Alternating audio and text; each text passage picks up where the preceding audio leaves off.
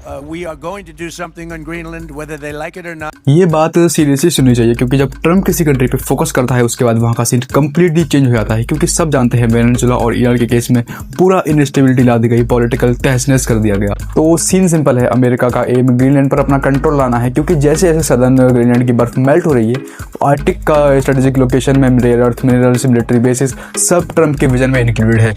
यानी कि ये फाइट सिर्फ लैंड और पावर की नहीं, ये रिसोर्सेज की लड़ाई है। अब एक इंटरेस्टिंग चीज ये है कि ग्रीनलैंड की इंटरनल अफेयर्स ग्रीनलैंड की खुद की सरकार हैंडल करती है, लेकिन फॉरेन पॉलिसी और मिलिट्री वाइज कंट्रोल उसके डेनमार्क के हाथों में है। यानी जब ग्रीनलैंड के लिए प्लान बनाता है यूएसए, तो उसको डिप्लोमेटिकली डेनमार्क के थ्रू मूव करना पड़ेगा।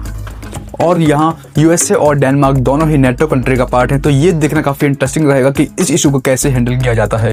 अगर यूएसए ग्रीनलैंड पर कब्जा कर लेता है तो आर्टिक में उनका इन्फ्लुएंस काफी बढ़ जाएगा, रिसोर्सेज और स्ट्रेटेजिक बेसिस यूएस के हाथों में चले जाएंगे और वर्ल्ड सिक्योरिटी का परसेप्शन बिल्कुल चेंज हो जाएगा। और चाइना शायद ताइवान की तरफ रीथिंक करे और रशिया यूक्रेन वॉर को एक नया एंगल मिल जाएगा। बेसिकली ये मूव ग्लोबल पावर को बैलेंस और सेक कर देगा।